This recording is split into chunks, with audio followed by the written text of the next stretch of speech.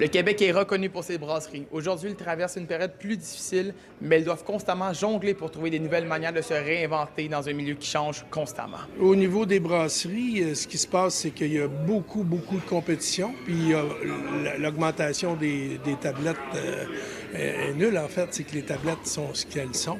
Donc, il y a une guerre au niveau des tablettes, il y a une guerre au niveau des prix. Quel est votre plus grand défi en tant que microbrasserie? En ce moment, c'est d'attirer la jeune clientèle parce que la jeune clientèle vend moins, boit moins de bière qu'avant. Il y a une consommation de prêt à boire, il y a un engouement pour les cocktails et tout ça, c'est un gros compétiteur. Puis il y a aussi la baisse de consommation d'alcool qui est quand même un fait qui est assez important. Si les clients sont encore au rendez-vous, les défis, eux, se multiplient.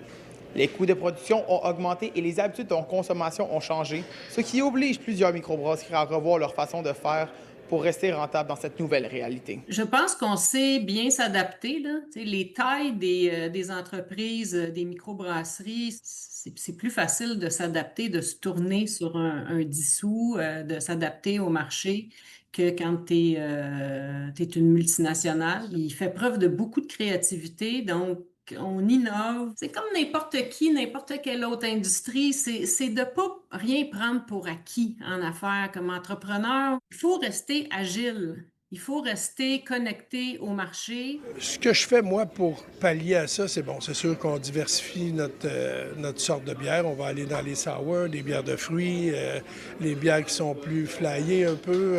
Puis je vais aussi baisser le taux d'alcool des bières parce que les gens, heureusement, font plus attention à leur taux d'alcool, ces routes et tout ça. Donc, en faisant ça, bien, ça me permet de vendre quand même de la bière. Il y a eu un gros boom dans les 20 dernières années. Est-ce qu'on peut parler d'un retour à la réalité, une certaine stabilisation du marché? Bien, moi, je pense que c'est dû au fait que les gens consomment moins d'alcool. On le voit.